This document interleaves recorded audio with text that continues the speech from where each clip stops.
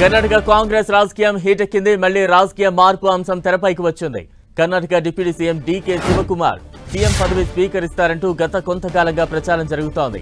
Karnataka Congress MLA HA Iqbal దీనికి బలం చేకూర్చుతూ comments కూడా చేశారు. నిన్న ఓ కార్యక్రమంలో పాల్గొన్న ఆయన మళ్లీ అదే విషయాన్ని తెరపైకి తీసుకొచ్చారు.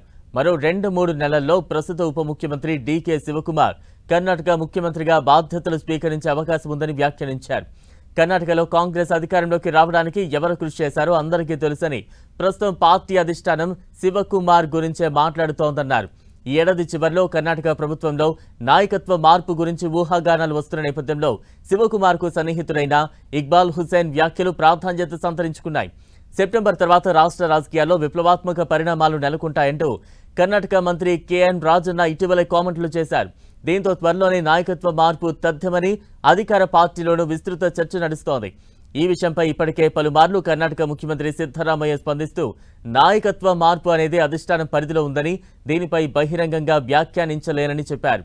Karnataka deputy CM DK Shivakumar Congress chief Mallikarjuna ఖర్గేతో సమావేశమయ్యారు. బెంగళూరులోని ఖర్గే నివాసంలో వీరిద్దరూ కలుసుకున్నారు. అయితే త్వరలో కర్ణాటక సీఎం మారబోతున్నారని, డీకే శివకుమార్ సీఎం కాబోతున్నారని వార్తలు వస్తున్న నేపథ్యంలో వీరిద్దరూ భేటీ కావడం ప్రాధాన్యత సంతరించుకుంది. 2023లో జరిగిన అసెంబ్లీ ఎన్నికల తర్వాత ముఖ్యమంత్రి పదవిపై రాష్ట్ర కాంగ్రెస్లో తీవ్రస్థాయిలో చర్చ జరిగింది. సిద్ధరామయ్య, డీకే శివకుమార్లు 2.5 ఏళ్ల పాటు పదవిలో కొనసాగేలా అంగీకారానికి వచ్చారనే వార్తలు వచ్చాయి.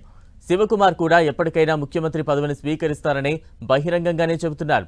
లోక్సభ ఎన్నికల ప్రచారంలోనూ ఇదే విషయాన్ని ప్రస్తావిస్తూ ఎక్కువ సీట్లలో గెలిస్తే తన పదవికి బలం చేకూరుతుందని చెప్పారు. మళ్లీ ఈ విషయం తెరపైకి రావడంతో కాంగ్రెస్ వర్గాల్లో చర్చ మొదలైంది.